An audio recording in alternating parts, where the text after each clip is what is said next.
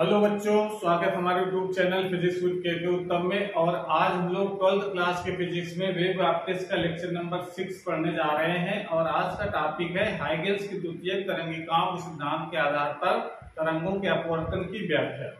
पिछले वाले वीडियो हम लोगों ने परावर्तन की व्याख्या पढ़ी थी और आज हम लोग अपवर्तन की व्याख्या पढ़ेंगे कि हाइगेंस ने किस प्रकार से अपवर्तन की व्याख्या की। अपवर्तन समझते हैं जब कोई प्रकाश किरण एक माध्यम दूसरे माध्यम में जाती है तो अपने मार्ग से मुड़ जाती है।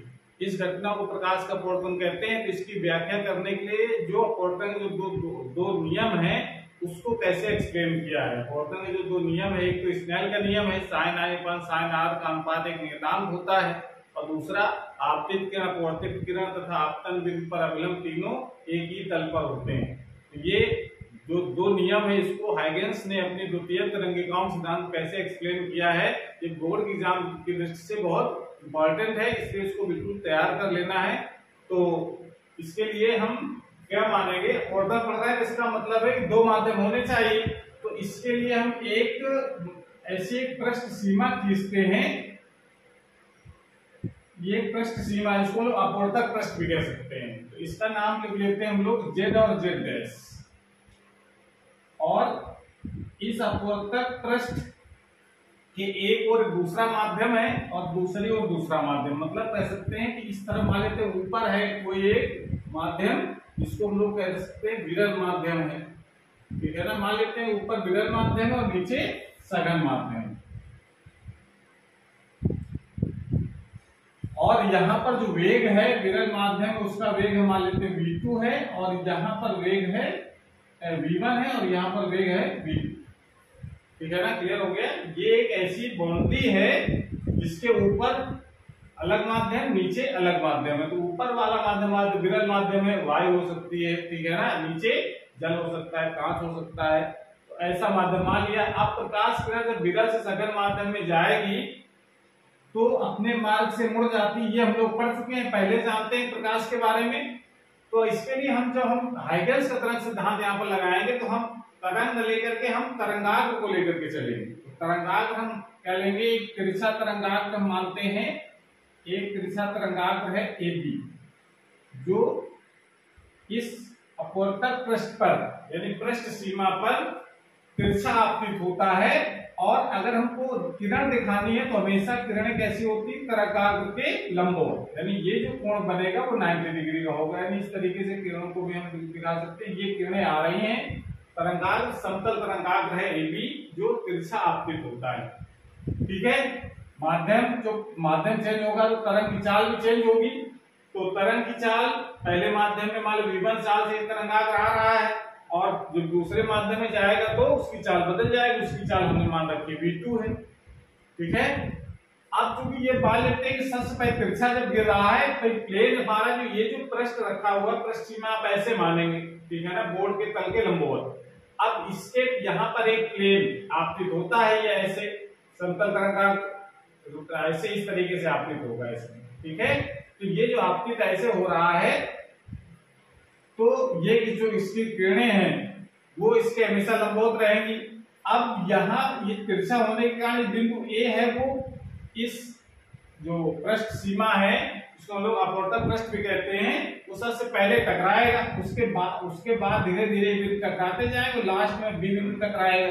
तो मान लेते हैं A बिंदु जब टकराया तो वो समय हम मान लेते हैं t बराबर 0 है, ठीक है। और इस बिंदु को B तक पहुंचने में समय हम मान लेते हैं t लगता है। तो इसको लिखेंगे पहले हम लोग। तो पहले आप समझ लीजिए कि सबसे पहले कौन से बिंदु तक आएगा A। जैसे जैसे तरंग आगे बढ़ता जाएगा सारे बिंदु टकराते जाएंगे, और वहां से हाइगेंस के सिद्धांत के अनुसार वहां से द्वितीयक तरंगिकाएं निकलना शुरू होंगी, और दूसरे माध्यम में वो चलेंगे किस चाल से, v2 चाल से, ठीक है ना। तो इतनी बात को आपको भाषा के रूप में लिखना है, जो एग्जाम में जब आएगा तो आपको थोड़ी सी इसकी थ्योरी भी आपको बतानी पड़ेगी। क्या लिखेंगे आप, माना जेड जेड डैश एक अपवर्तक पृष्ठ है। अपवर्तक पृष्ठ का मतलब क्या होता है, दो माध्यमों की पृष्ठ सीमा यानी बाउंड्री है दो माध्यमों की, ऊपर दूसरा माध्यम नीचे दूसरा माध्यम। पहले माध्यम जिसको विरल माध्यम माना है में तरंग की चाल v1 है, तथा दूसरे माध्यम जिसको सघन माना है नीचे जो है वहां चाल है v2। ठीक है ना।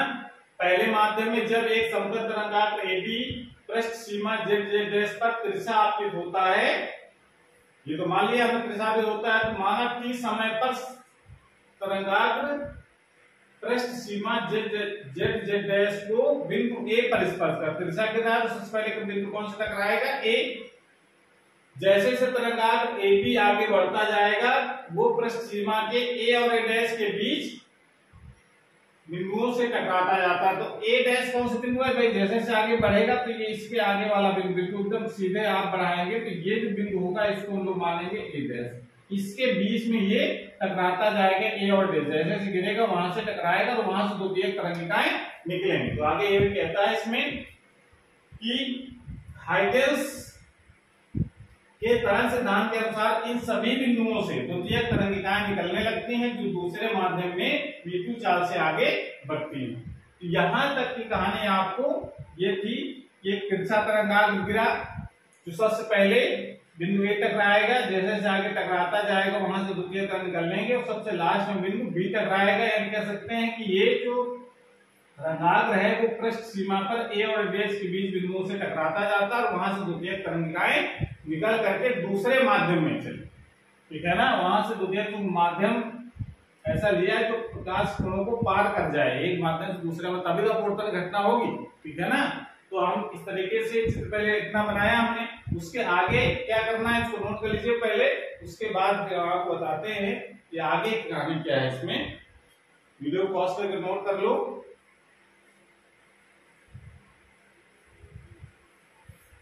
थ्योरी लिखना बहुत जरूरी है क्योंकि एग्जाम में केवल आपको समझाने से काम नहीं चलेगा। एग्जाम में आता है तो आपको थ्योरी भी लिखनी है थोड़ी सी इसमें चित्र के बारे में। बाकी इसका मैथमेटिकल पार्ट भी थोड़ा सा है, ज्यादा नहीं, थ्योरेटिकल पार्ट इसमें ज्यादा है। तो इस तरीके से अब देखिए इसमें अब क्या करेंगे हम लोग, अगर हम मान लेते हैं कि बिंदु B को अब आगे बिंदु मान लिया हमने, माना तरंगाग्र के बिंदु B को A' तक पहुंचने में T समय लगता है, T समय लगता है। तो अब जब वेग हमने क्या माना है v1, समय उसको लगता है B से A' तक, दूरी कितनी हो जाएगी इसकी, यानी चाल बराबर दूरी बटे समय, दूरी बराबर क्या हो जाएगा चाल गुणित समय। चाल v1 है, समय कितना लग रहा है t, यह हमने मान लिया। इसका मतलब BA1 की जो डिस्टेंस होगी वो v1t हो जाएगी, दूरी बराबर चाल गुणित समय वाले सूत्र से। ठीक है ना। अब ये तो लास्ट यहां तक पहुंचेगा, उसके पहले जब ये पहले टकराया तो द्वितीय तरंग यहां से निकलेंगे। अब यहां द्वितीय तरंग निकल, ये तरंग सीधे आगे चल रही है, यहां से द्वितीय तरंग सबसे पहले निकलेगी। ठीक है ना। और प्रकाश किरण चूंकि विरल से सघन माध्यम में जाती है तो अभिलंब की तरफ झुक जाएगी। तो पहले आपको यहाँ पर एक अभिलंब ड्रा कर लेंगे ऐसे, t बराबर 0 ले लेते हैं। और यहाँ पर जो t बराबर जो समय लिया हमने क्या है t बराबर t। अब ये प्रकाश किरण जो जा रही है वो क्या हो जाएगी, थोड़ा सा अभिलंब की तरफ झुक जाएगी ऐसे। ठीक है ना। प्रकाश किरण जब विरल माध्यम सघन माध्यम जाता है अभिलंब की ओर झुकती है, झुक गई। अब द्वितीयक तरंगिकाएं ये चल रही दिशा में। अब जब जितना समय B से A' तक आने लगा उतने ही समय में ये जो तरंगिकाएं हैं क्या उतनी दूरी ट्रेवल करेंगी? ऐसा नहीं होगा क्योंकि वेग यहाँ पर बदल गया है, माध्यम बदलने से वेग क्या हो गया v2। और जो सघन माध्यम है तो सघन माध्यम में वेग का जो मान होता है वो तो हमेशा कम होता है, तो v2 is less than v1 रहेगा। वेग कम होने के कारण जितना डिस्टेंस ये B से A' तक गया है उतनी दूर तो नहीं ट्रेवल कर पाएगा। समझ में आ रहा है ना भाई। ये वेग ज्यादा था तो ये ज्यादा डिस्टेंस ट्रेवल कर लिया। अब वेग कम है, इसमें समय तो वही है लेकिन इसकी डिस्टेंस क्या होगी कम होगी। तो मान लेते हैं वो डिस्टेंस हमारी क्यों लिखनी है, ये नाम हम लिख लेते हैं B'। यानी ये जो t समय में जो जितना समय b से a डैश तक लगा था, जो a से द्वितीय तरंग निकालना है वो a से केवल b डैश तक आई। तो इस बात को लिखे जरा, इतने ही समय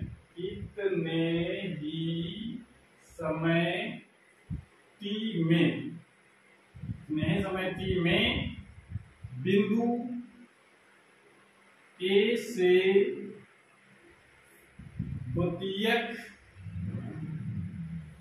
तरंगिका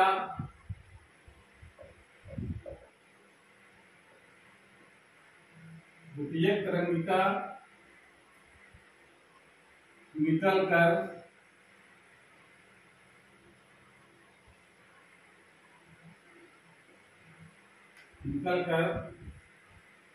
बिंदु B डैश तक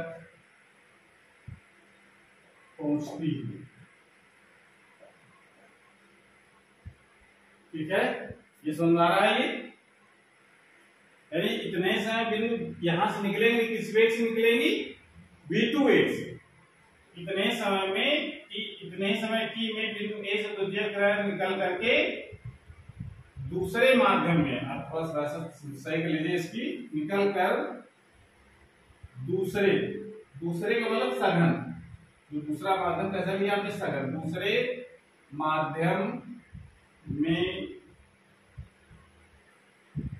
दूसरे माध्यम में V2 चाल से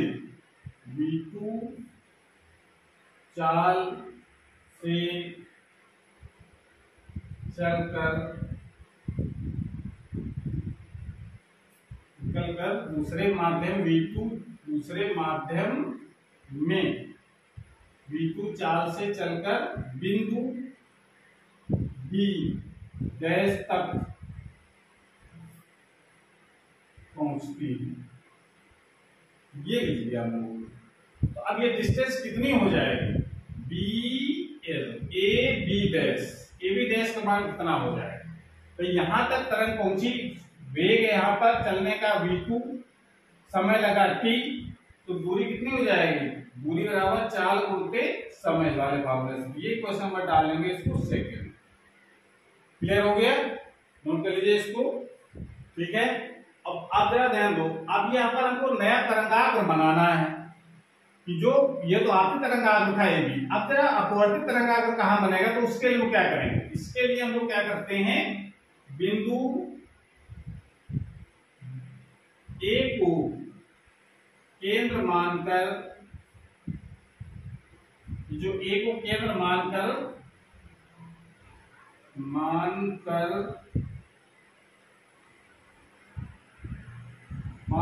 A B डैश त्रिज्या का, इतनी त्रिज्या का, इतनी यानी V2T जो त्रिज्या का हम चाप लगाएंगे, बिंदु A को केंद्र मानकर A B डैश त्रिज्या का एक चाप लगाते हैं तथा इस चाप पर बिंदु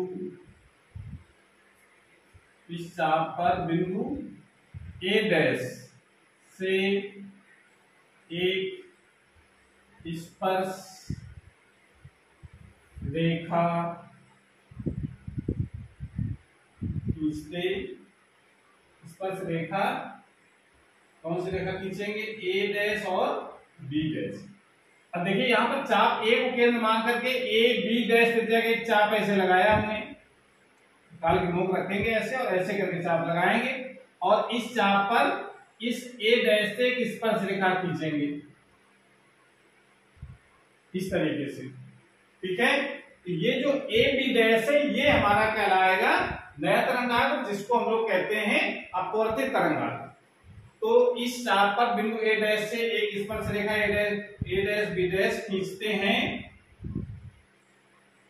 हैं जो नए तरंगाग्र को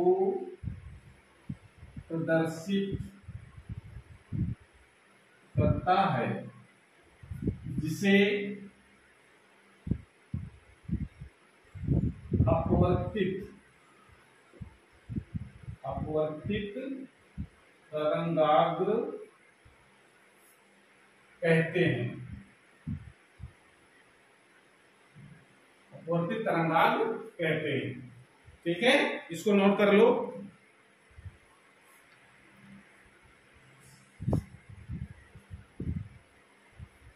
अपवर्तित तरंगाग्र कहते हैं, इसको यहां से हटा करके दिख नहीं रहा है। अपवर्तित तरंगाग्र कहते हैं, यहां आ जाओ। ठीक है, में कवर नहीं हो रहा था। अपवर्तित तरंगाग्र कहते हैं। ठीक है, ये नोट कर लीजिए। उसके बाद देखिए इसमें ये जो किरण होगी, तो किरण तो हमेशा इसके लंबवत रहेगी। जो तरंगाग्र ए डैश बी डैश अपवर्तित तरंगाग्र, इसके लंबवत जो किरणें होती हैं, इस दिशा में ये किरण चल रही, ऐसे इसके लंबवत दिशा में किरण चलेगी इधर।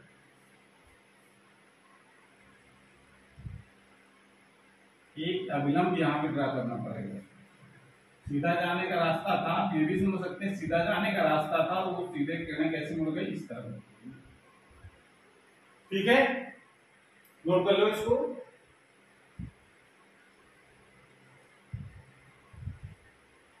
ए डैश बी डैश इसके नोट कर लिया।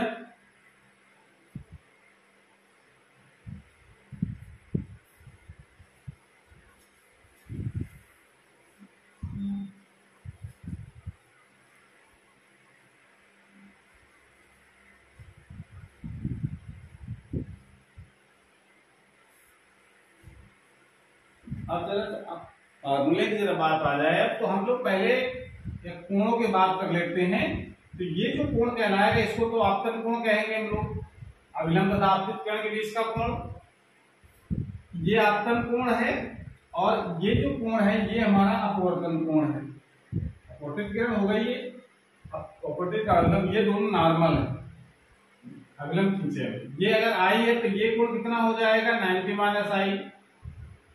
ये अगर 90 माइनस आई है तो ये पूरा कोण 90 डिग्री का है, यहां से यहां तक, उसमें से ये 90 माइनस आई होगा तो ये कितना कोण बचेगा, आई। ये कोण 90 डिग्री का है, क्योंकि अब तरंगाग्र और आपतित तरंगाग्र और किरण के बीच हमेशा 90 डिग्री कोण बनता है। इसी प्रकार से यहाँ पर भी ये अगर आई है तो ये आर है, अगर ये कोण कितना हो जाएगा, 90 माइनस आर। हमारा ये जो रेस पूरी हमारी ये 90 डिग्री कोण बनाएगी। 90 में से ये आर निकल गया तो 90 माइनस आर बचा। अब ये पूरा कोण 90 डिग्री का है, यहां से यहां तक, उसमें से ये 90 माइनस आर निकल गया तो कितना कोण बचेगा, आर।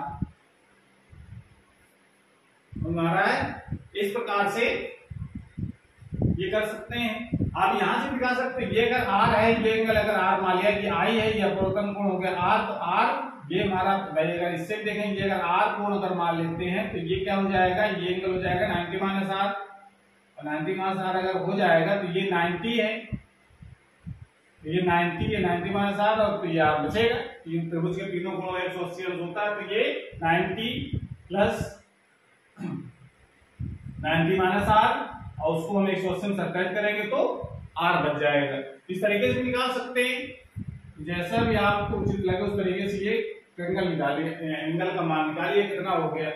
अब जरा देखो, इसमें समकोण त्रिभुज की बात करेंगे हम लोग।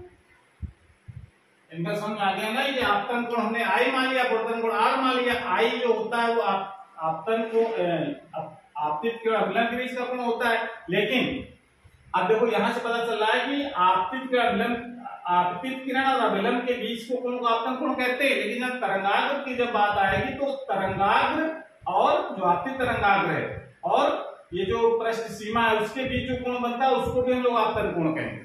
ठीक है ना, तो आप ये ध्यान रखना है, जब तरंगाग्र और अपवर्तक पृष्ठ के बीच का जो कोण होगा उसको भी हम लोग आपतन कोण कहेंगे। या जो ए डैश बी डैश जो अपवर्तित तरंगाग्र है, तो अपवर्तित तरंगाग्र और पृष्ठ सीमा के बीच का जो कोण बना होता है उसको हम लोग अपवर्तन कोण कहते हैं। ठीक है ना, तो अपवर्तन को दो तरीके से बता सकते हैं, एक अपवर्तित किरण और अभिलंब के बीच का कोण वो अपवर्तन कोण कहलाता है। या हम कहना चाहें कि अपवर्तित तरंगाग्र और पृष्ठ सीमा के बीच का जो कोण बनता है उसको अपवर्तन कोण कहेंगे। सेम वही चीज यहाँ पर भी है कि आपतित किरण और अभिलंब के बीच का कोण आपतन कोण होता है। लेकिन अगर तरंगाग्र और आपतित तरंगाग्र और पृष्ठ सीमा के बीच का कोण कहेंगे, वो भी आपतन कोण कहलाएगा। ठीक है ना। तो इस तरीके से आप इसको बता सकते हैं। तो समकोण त्रिभुज, समकोण, अब देखिए इसमें समकोण त्रिभुज, कौन सा त्रिभुज है समकोण? दो त्रिभुज है इसमें। तो एक त्रिभुज पहले लेते हैं हम लोग, A B A dash, A B A dash, ये समकोण लिया। त्रिभुज से साइन आई का मान कितना होता है? लंब बटेगा, तो लंब कौन सा होगा? आई के सामने वाला भुजा लंब, यानी बी ए डैश, और 90 डिग्री के सामने वाले भुजा ए डैश। समीकरण नंबर 1 से बी ए डैश का मान क्या निकला था? b1 इंटू टी, ये बी ए डैश का मान था, और ए डैश, ये तो लिख सकते हैं हम लोग। अब दूसरा जो समकोण त्रिभुज है उससे समकोण त्रिभुज, समकोण त्रिभुज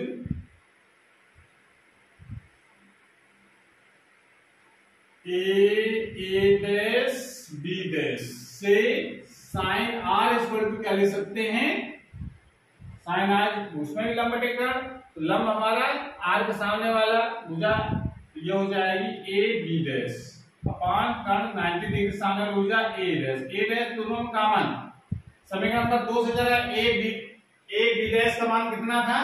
b2 इंटू टी, याद करो जरा ये समीकरण 2 देखो, और ए डैश अगर दोनों डिवाइड कर दो, स्नेल के नियम को प्रूव करना है तो डिवाइड कर देंगे, तो साइन आई बटे साइन आर का मान कितना हो जाएगा? अब देखिए डिवाइड करेंगे तो v1 into T upon A dash, इसको डिवाइड करके उल्टा हो जाएगा, ये A dash upon b2 into T से टी कैंसिल हो गया, ए डैश से ए डैश कैंसिल हो गया, sine i upon sine r equal to v1 upon v2। और ये जो कैसा मान आता है? ये कांस्टेंट वैल्यू आती है। क्यों? क्योंकि वेग भी वह नियत होते हैं। इसी माध्यम में वेग तो नियत होगा, इस माध्यम में जो वेग होगा वो नियत, दूसरे माध्यम में जो वेग होगा वो भी नियत है। तो दोनों का जब डिवाइड करेंगे तो वेग कांस्टेंट वैल्यू प्राप्त होगी। तो इसका मतलब है कि v1 अपान v2 एक नियतांक है, तो यही स्नेल का नियम होता है। तो स्नेल ने तो केवल इतना बताया था कि साइन आई बटे साइन आर एक नियतांक होता है। ठीक है ना, जिससे नाम क्या दिया है? इस नियतांक का नाम दिया गया था 1 and 2, पहले माध्यम के सापेक्ष दूसरे माध्यम का, अगर पहला माध्यम वाला 1 मान लेते हैं, दूसरा माध्यम सदर माध्यम को 2 मान लिया जाए, तो पहले माध्यम के सापेक्ष दूसरे माध्यम का अपवर्तनांक कहते हैं। यानी जहां 1 and 2 क्या होता है? पहले माध्यम के सापेक्ष, पहले माध्यम के सापेक्ष दूसरे माध्यम का अपवर्तनांक,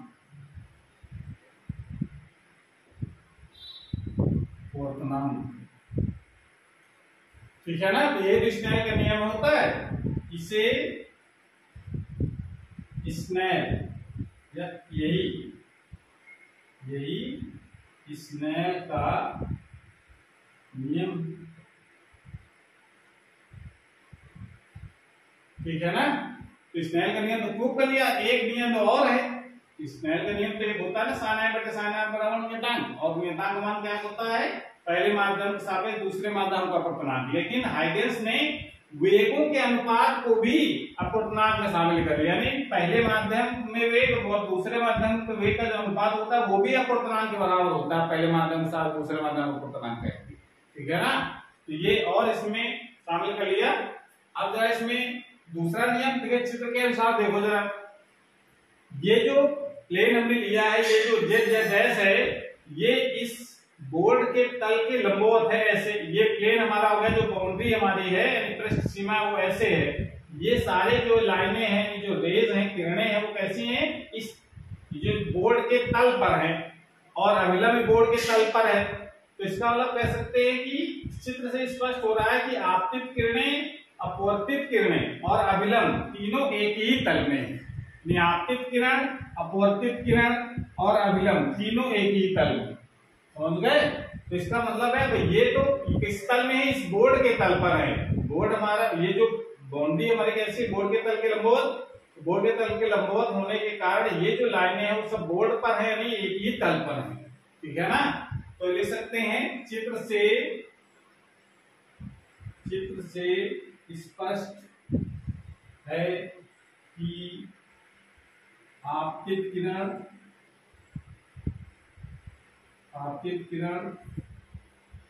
अपवर्तित किरण तथा आपतन बिंदु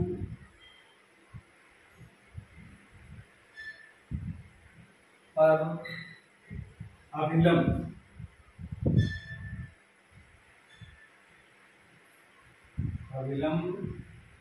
तीनों एक ही तल में है। तो ये स्नेल का नियम प्रूव हो गया और दूसरा नियम जो होता है वो भी प्रूव हो गया। तो इस तरीके से ये एक्सप्लेन कर सकते हैं हम लोग। सो नोट कर लीजिए, एक बहुत इंपॉर्टेंट है। और उसके बाद इसमें कुछ एग्जाम न्यूमेरिकल के लिए कुछ फार्मूला से बन जाता है, उसको हम बता देते हैं अलग से। जैसे अगर हम ये कह दें, नोट करिए इसको, अभी तक फार्मूला हम लोगों ने देखा ये कि जो 1 and 2 का जो मान है, अगर ये हाइगेंस की तरह सिद्धांत के आधार पर अगर आप ऑर्थो व्याख्या आती तो आप यहीं से इसको छोड़ सकते हैं, आगे बढ़ने की जरूरत नहीं है। लेकिन थोड़ी सी और जानकारी आपको होनी चाहिए। इसका मतलब देखिए 1 and 2 इज इक्वल टू है v1/v2 मतलब पहले माध्यम में वेग और दूसरे माध्यम में वेग। अगर पहला माध्यम अगर मान लेते हैं एयर है, ठीक है ना, और दूसरा माध्यम मान लेते हैं वाटर है, तो एयर में जो वेग होता है वो क्या मानते हैं हम लोग, प्रकाश का वेग c, और दूसरा जो माध्यम है उसका मान लेते हैं वाटर में, उसकी वेलोसिटी है v। तो ये लिख सकते हैं हम लोग A and W equal to C/V। C का मतलब निर्वात प्रकाश का वेग या वायु प्रकाश का वेग, और V है जल प्रकाश का वेग। ठीक है? तो यहां से अगर हम ये निकालना चाहें कि V इक्वल टू कितना हो जाएगा, तो V इक्वल टू हो जाएगा C/A and W। Main formula तुम्हारा ये पहले माध्यम में वेग बटे दूसरे माध्यम में वेग, ये पहले माध्यम से दूसरे माध्यम का पूर्णांक कहलाता है। तो उसको थोड़ा सा और अगर हम माध्यमों के नाम लेकर एक्सप्लेन करना चाहे, मान लो एयर ना होगा कि वो ये यहाँ पर ग्लास हो जाए, तो ग्लास के सापेक्ष वाटर का जो पेट्रोल इंडेक्स कितना हो जाएगा, तो ग्लास में वेलोसिटी और वाटर वेलोसिटी हो जाएगी, यहाँ ग्लास में, यहाँ वाटर में। ये तो एक फार्मूला बना सकते हैं अपने हिसाब से, जैसा भी न्यूमेरिकल आता है। तो यहाँ से V इक्वल टू जो निकला C/A and W। अब यहाँ से जरा ध्यान दो कि चूंकि A and W का जो मान होता है, A and W ये तो हमेशा ग्रेटर देन 1 रहेगा। जल के सापेक्ष जल का जो पूर्णांक होता है वो हमेशा 1.33 रहता है। ठीक है ना? एक से ज्यादा रहेगा। एक से ज्यादा होने के कारण आप ये कह सकते हैं कि V is less than C रहेगा। तो ये ज्यादा होने के कारण ये जो V की जो वैल्यू आएगी वो हमेशा क्या आएगी, C से छोटी आएगी। तभी यहां से ये बात सिद्ध होती है, हाइगेंस ने यहां से ये प्रूव कर दिया कि जो सघन माध्यम में वेग जो होता है, ये सघन माध्यम वेग V क्या है, जल में, जल सघन माध्यम में वायु के सापेक्ष, तो सघन माध्यम में वेग कम होगा और विरल माध्यम में वेग ज्यादा होता है। ये हाइगेंस ने अपने कॉन्सेप्ट के आधार पर सिद्ध कर दिया और फोको ने इसको प्रैक्टिकली भी प्रूव किया है। ठीक है ना? जबकि कणिका सिद्धांत ये कहता था कि विरल माध्यम में वेग कम होता है, सघन माध्यम में वेग ज्यादा होता है। ठीक है ना? और हाइगेंस ने पहले ही अपने थ्योरी के हिसाब से कहा था कि सघन माध्यम में वेग कम होगा, विरल माध्यम में वेग ज्यादा होगा। ठीक है ना? लेकिन ये एक्सपेरिमेंटली प्रूव नहीं हो पाया। लेकिन बाद में फोको ने अपने एक्सपेरिमेंटली प्रूव कर दिया कि नहीं, जो हाइगेंस कह रहे हैं वही बात सही है। हाइगेंस के अनुसार जो कॉन्सेप्ट निकला था वही सही था, इसलिए जो न्यूटन कणिका सिद्धांत था वो गलत हो गया और उसको अमान्य कर दिया गया। ठीक है ना? इस तरीके से आप कह सकते हैं कि अतः सघन माध्यम में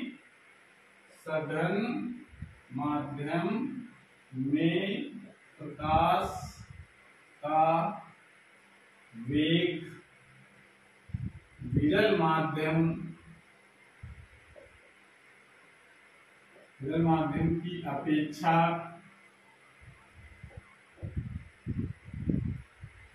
कम होता है। सघन माध्यम में प्रकाश का वेग विरल माध्यम की अपेक्षा कम होता है। ये बात यहाँ से स्पष्ट हो जाती है हाइगेंस के तरंग सिद्धांत के अनुसार। ठीक है ना।